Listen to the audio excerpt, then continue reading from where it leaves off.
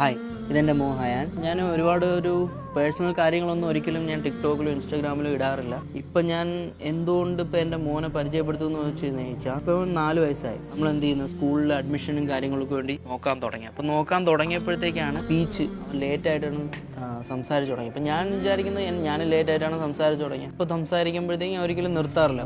അപ്പോൾ എൻ്റെ മോനും അങ്ങനെ ലേറ്റായിട്ട് സംസാരിച്ച് തുടങ്ങുമെന്ന് വിചാരിച്ചു.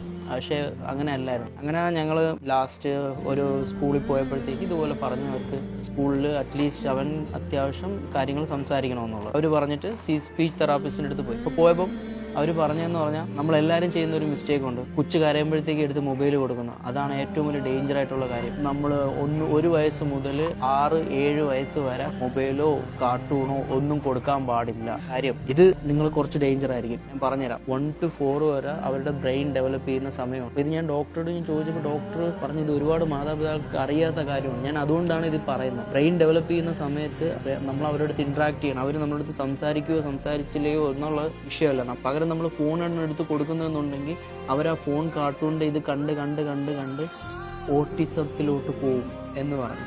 ഇതാണ് എന്നെ ഏറ്റവും കൂടുതൽ ട്രിഗർ ചെയ്തൊരു കാര്യം, ഓട്ടിസം എന്ന് പറയുന്ന വേർഡ്. ഇത് ഭയങ്കര ഡേഞ്ചർ ആയിട്ടുള്ള കാര്യമാണ്. സ്ക്രീൻ ടൈമിംഗ് എന്ന് പറയുന്നത് ഭയങ്കര ഡേഞ്ചർ ആയിട്ടുള്ള കാര്യമാണ്. ഇതിനെക്കുറിച്ചൊരു അവയർനെസ് എല്ലാവർക്കും ക്രിയേറ്റ് ചെയ്യണമെന്ന് എനിക്കൊരു ആഗ്രഹം ഉണ്ടായിരുന്നു.